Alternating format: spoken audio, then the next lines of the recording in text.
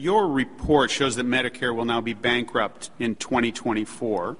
Americans would then be forced to either endure a massive tax hike or an immediate 17% reduction in expenditures. In other words, an immediate 17% Medicare cut. Can you explain what you mean by immediate?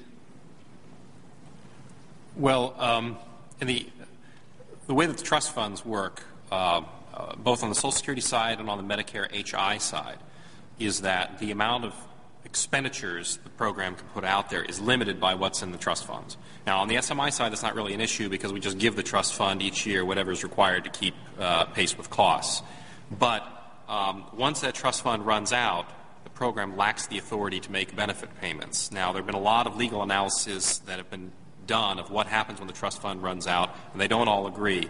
But a fairly common one is that payments would simply have to be suspended or delayed until the requisite financing came into the trust fund, which would have the effect of reducing payments simply by virtue of delay. And that immediate is the common understanding of immediate. In other words, this present moment in time. In other words, when insolvency happens, then you immediately are prohibited, based on the law and based on your understanding as a trustee, from paying anything further out.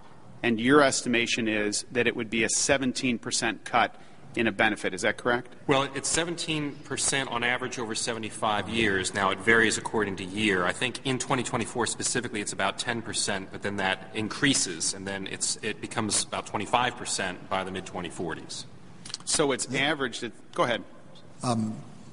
What I think my colleague was describing is when the trust fund became insolvent, money would still be flowing in from tax receipts, and Medicare would delay paying bills. And so a hospital would send its bill in, and rather than being paid in 24 days, might have to wait 5 months. And the CMS would, the intermediaries and other payers would be writing out the checks, transferring the resources to the hospital, to the hospice, whatever, on a much delayed basis. So that cut, just so I'm clear, is not a hypothetical cut. It's not a hypothetical delay. It's an actual delay in payment to the point of reaching this 17% number based on your own projection. Is that right? That's right. I mean, the Social Security Act, which deals with these trust fund issues, is very explicit that payments can only be made from the trust funds. So there's no other flexibility. If the revenues aren't there, if an insolvency is declared, you have no other remedy but to move forward and make those cuts. Is that right? Right. The programs don't have the authority to borrow in excess of the resources provided by the trust funds. And absent some change in the program, your prediction is that that is where our nation will be in 2024. That's right? That's right. With respect to the hospital insurance system. I understand.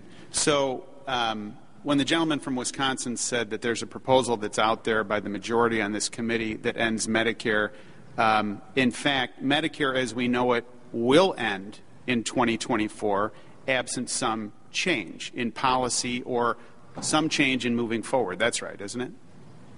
Yes.